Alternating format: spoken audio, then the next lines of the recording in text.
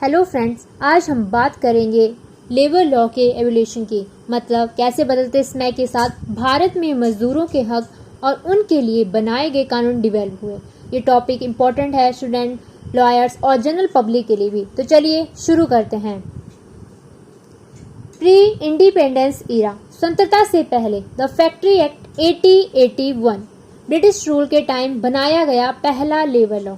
तो इंडिया में क्या था, पहले ब्रिटिश रूल था, तो उन्होंने क्या बनाया, लेबर लॉ बनाया। फैक्ट्री वर्कर्स के लिए, जो फैक्ट्री में लोग काम करते थे, उनके लिए बेसिक सेफ्टी और हेल्थ रूल लाए गए। एग्जाम्पल, बच्चों और महिलाओं के लिए काम के घंटे फिक्स किए गए, फैक्ट्री में प्रॉपर वेंटिलेशन किया गया, साफ सफाई की गई, जरूरी बनाई गई। उसके बाद है पोस्ट इंडिपेंडेंस ईरा 1947 के बाद इंडस्ट्रियल डिस्प्यूट एक्ट 1947, जब मजदूर और मालिक के बीच झगड़ा हो, जैसे स्ट्राइक। क्या होता था कि जो वर्कर्स होते थे वो अपनी मांगे पूरी करवाने के लिए क्या करते थे, स्ट्राइक करते थे। तो उससे क्या होता था, वर्कर्स और एम्प्लॉयज के भी, मालिक के बीच क्या हो जाता था, झगड़ा हो जाता था। तो उसको सॉल्व करने के लिए लॉ लाए गए। इसमें बताया गया कि कैसे कॉन्सिलेशन, बातचीत और आर्बिट्रेशन से प्रॉब्लम का सोल्यूशन मिलेगा। तीसरा है 1950 से 1960, मजदूर के अधिकार स्ट्रांग हुए। मिनिमम वेजेस एक्ट 1948, हर वर्कर को मिनिमम सैलरी मिलनी चाहिए। इस लॉ का यही मकसद था। तो ये क्यों बनाया गया कि मिनिमम सैलरी फिक्स की गई कि इस वर्कर को इतनी सैलरी मिलेगी, इससे कम नहीं मिल सकती। स्टेट गवर्नमेंट हर काम के लिए मिनिमम रेट फिक्स करती थी, हर काम के लिए डिफरेंट सैलरी रखी गई। एम्प्लॉय प्रोविडेंट फंड के बारे में, employees provident fund act 1952, provident fund यानी पीएफ एक लॉन्ग टर्म सेविंग स्कीम है जो इसलिए बनाई गई कि ताकि जो वर्कर रिटायर हो या इमरजेंसी हो तो उनके पास पैसा हो। इसमें एम्प्लॉयज और एम्प्लॉयर दोनों हर महीने थोड़ा थोड़ा पैसा कंट्रीब्यूट करते हैं और ये पैसा गवर्नमेंट के अंडर सेफ रहता है। तो इसमें क्या था, ये कंपल्सरी सेविंग स्कीम थी। जैसे हर एम्प्लॉय की सैलरी का 12% कट होता है पीएफ के लिए, एम्प्लॉयर्स भी उतना ही अमाउंट उस पीएफ अमाउंट में जमा करते हैं। कॉन्ट्रैक्ट वर्कर 1970-1980 और रिटायरमेंट बेनिफिट के लिए important law, contract labour regulation और एवोल्यूशन एक्ट 1970।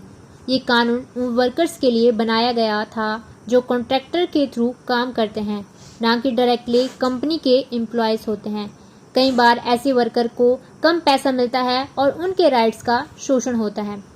इस एक्ट ने कहा कॉन्ट्रैक्टर को गवर्नमेंट से लाइसेंस लेना पड़ेगा, वर्कर को क्लीन ड्रिंकिंग वाटर और टॉयलेट, सेफ्टी टूल जैसे बेसिक फैसिलिटी मिलनी चाहिए। कभी कभी गवर्नमेंट कुछ सेक्टर में कॉन्ट्रैक्ट लेबर टोटली बैन भी कर सकती है अगर एक्सप्लॉयटेशन हो रहा हो।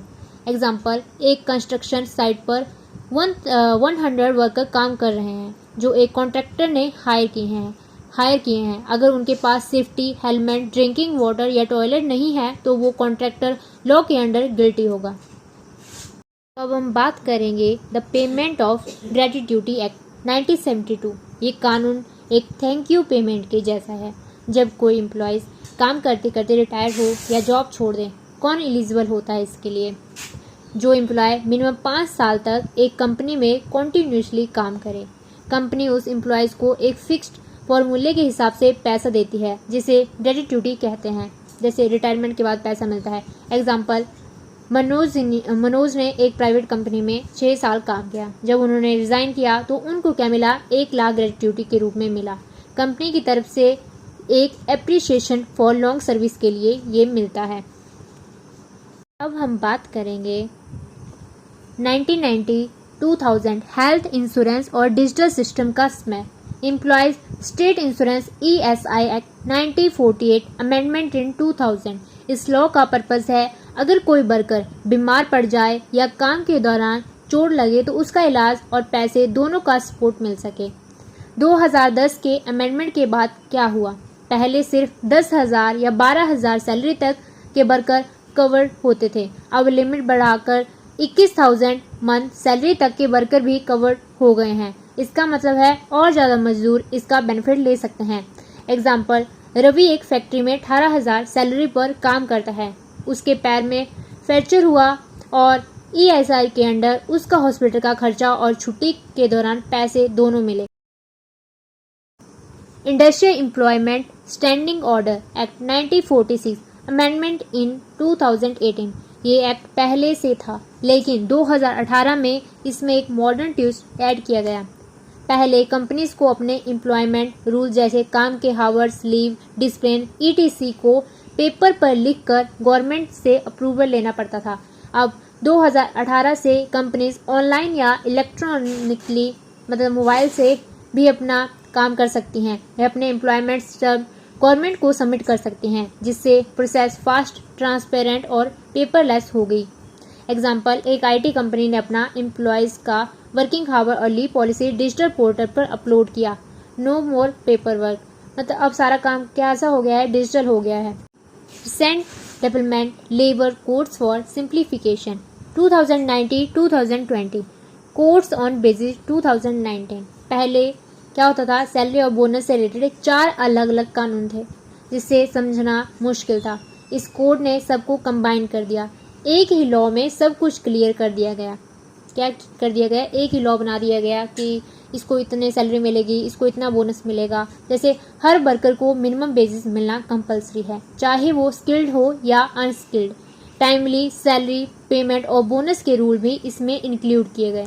एग्जाम्पल, अगर रानी एक ब्यूटी पार्लर में 6000 सैलरी पर काम कर रही है और स्टेट ने मिनिमम बेसिस 8000 फिक्स की है, तो एम्प्लॉयर्स को उसे 8000 देना ही पड़ेगा। दूसरा है कोड ऑन इंडस्ट्रियल रिलेशन 2020।